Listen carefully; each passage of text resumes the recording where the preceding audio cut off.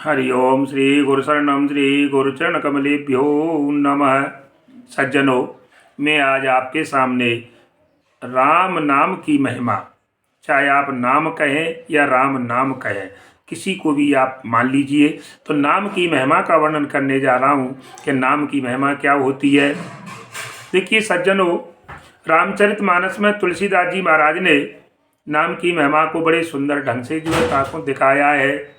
मैं अपनी मर्जी का प्रयोग नहीं कर रहा, यहाँ पर बाबा गोस्वामी के द्वारा जिस प्रकार से जो है और राम जी की महिमा का वर्णन किया है, नाम की महिमा का, उसको बताया गया है। तुलसीदास जी ने लिखा है सज्जनों कि नाम काम तरु काल कराला, सुमिरत समन सकल जग जाला। सज्जनों, नाम काम तरु काल कराला, नाम काम तरु काल कराला, सुमिरत समन सकल जग जाला। कलयुग में नाम ही एक काम तरु है। काम तरु का मतलब होता है महाराज कल्प वृक्ष। कलयुग में नाम ही कल्प वृक्ष है। जैसे हम अपने पूर्वजों से, अपने जो है बुजुर्गों से सुनते थे, कल्प वृक्ष ऐसा होता है कि जिसके नीचे बैठ करके जो कुछ मांगते हैं वो प्राप्त हो जाता है।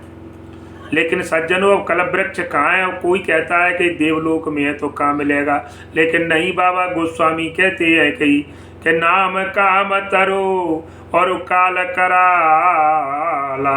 इस कलयुग में, भयंकर जो कलयुग है, इसमें नाम ही ये कल्प वृक्ष है।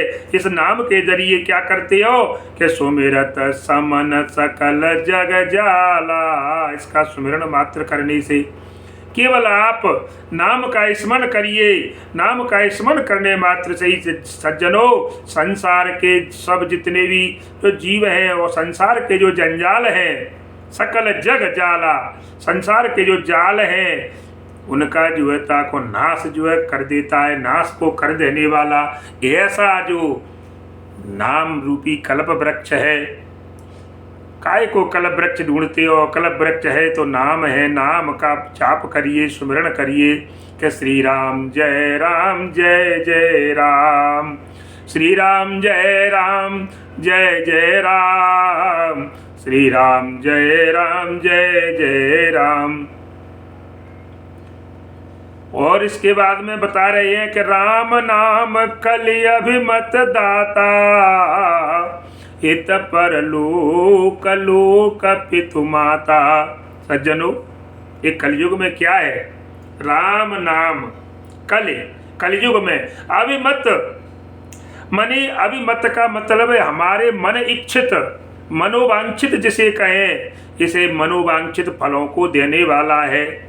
ये राम जी का नाम का आप स्मरण करिए महाराज। इससे बड़ी औषधि और कोई नहीं है संसार में। सबसे बड़ी औषधि है, सबसे भला आपके मन इच्छित, आप जो सोचोगे, जो इच्छा करियो मन माई, राम कृपा कछु दुर्लभ नाई। आप इच्छा तो करके देखिए, इच्छा पीछे करिए, पहले राम नाम का जो है सुमिरन करिए। तो लिख रहे हैं कि राम नाम जो है मनवांछित फलों को देने वाला है। और कैसा है? हित परलोक।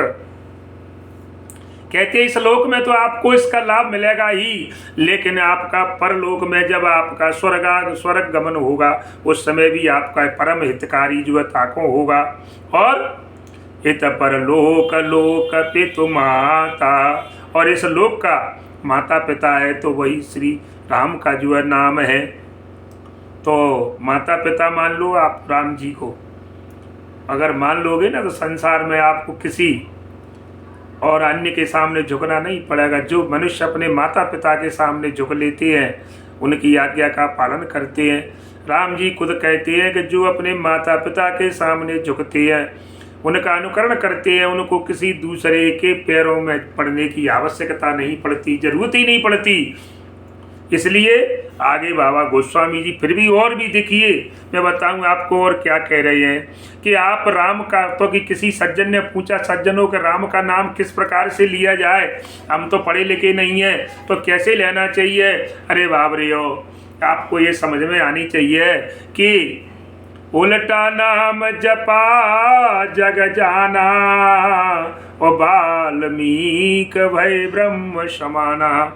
देखिए राम जी का नाम उल्टा लिया, राम की जगह मरा मरा आ गया, लेकिन फिर भी मरा मरा बार बार लोगे तो राम आएगा। तो वो आज देखिए, आज उन्होंने सुंदर रामायण का जो वाचन किया, लिखा, माता जानकी जी वहीं पर रही थी, आपने सुना है। इसके बाद तो कि कैसे लिया जाए, क्या इसके लिए हमें कोई पूजा पाठ करना पड़ेगा, क्यों नहाना धोना पड़ेगा। तो बाबा गोस्वामी लिख रहे हैं, और भाई कुभाई अनक आलस नाम जपत मंगल दिशि दस। अरे भैया, इसके लिए कोई भाव की, माने प्रेम की, कोई जरूरी नहीं है कि आपका मन बन रहा है तभी नाम लें। तो अच्छे भाव से लो या बुरे भाव से लो, अनक भाव और कुभाव, चाहे तो आपका मन है या मन नहीं भी है, तब भी आपको जो है नाम जाप करते रहिए। और चाहे अनक आलस हो, चाहे आप बैर से लो या क्रोध से लो या आलस से लो, लेकिन किसी भी तरह से लीजिए आप सज्जनों, अच्छे भाव से लो या बुरे भाव से लो, या बुरे भाव से या बैर से, जिसे कहें बैर में लो या क्रोध में लो या आलस में लो, लेकिन किसी भी तरह से लिख रहे हैं बाबा के नाम जपत मंगल दिशि दसहु। किसी भी तरह से राम जी का नाम आना चाहिए। नाम जपने से एक दिशा में नहीं महाराज, 10 दिशाओं में आपका कल्याण जो है ताको होगा। कहीं भी चले जाओगे, कोई आपको कोई परेशानी बाधा जो है ताको नहीं आएगी, क्योंकि नाम का प्रताप ही तो संसार के सब भयों का नाश करने वाला है। नाम के प्रताप से ही हनुमंत लाल ने भी क्या कहा कि तब प्रताप उरनाथ राखे प्रभु जइयो। देखिए जब भरत जी ने बाण दिया था तब भी वहां पर यही बात कही, तो वहां पर भी भरत जी का और प्रभु जी के नाम का, जब बंदर बालू वहां पर देखिए राम जी देख रहे थे कि मेरे रा और माँ को जोड़ करके पत्थरों को पानी पर तैरा रहे हैं, भाई जब मेरे नाम से जब पत्थर तैर रहे हैं तो मेरे से भी तो कुछ होना चाहिए। तो उनने एकांत में जा करके ये प्रयोग किया, तो हनुमंत लाल पीछे लग लिए। उनने कहा कि देखो प्रभु क्या कर रहे हैं। उनने राम जी ने अपने हाथ से पत्थर पानी में डाला तो डूब गया, पीछे से हनुमान जी ने ताली बजाई और राम जी देखे, अरे हनुमान जी तुम क्या कर रहे हो, कि प्रभु मैं यही देख रहा था। तो कि जे क्या टंटा है भाई। हनुमान जी बोले महाराज ये क्या हो रहा है कि उधर हम रा और माँ को जोड़ रहे हैं तो पत्थर तैर रहे हो, यहाँ आप खुद राम हैं वो पत्थर डाल रहे हैं। तो कि सुन भाई हनुमंत, जो लोग कोई भी हो चाहे चराचर में, जो मेरे हाथ से छूट जाता है फिर उसको संसार में कोई सहारा देने वाला नहीं मिलता। अर्थात वो जैसे ये पत्थर समुद्र में डूब गया, इसको कोई निकालने वाला नहीं है, उसी प्रकार से भव सागर में, भव रूपी सागर में और 84 के चक्कर में वो मनुष्य चला जाएगा, फिर वो लौटने वाला। उसका कहते हैं पुनरपि जननम पुनरपि मरणम। फिर वो सीताराम जन्म लेता रहेगा, मरता रहेगा, वो आता जाता रहेगा, वो मोक्ष का अधिकारी नहीं होगा। इसलिए सज्जनों मैं आपको बताऊं कि राम नाम सबसे उत्तम है, राम नाम की महिमा बड़ी अमिट है। इसलिए हमें श्री राम नाम का जो है कैसे भी चलते फिरते उठते खाते पीते सोते जगते श्री राम नाम का जो है सुमिरन जो है ताको करते रहना चाहिए। बोल सियावर रामचंद्र की जय, पवन सुत हनुमान की जय, सियावर रामचंद्र की जय। हरिओम श्रीमन नारायण नारायण नारायण।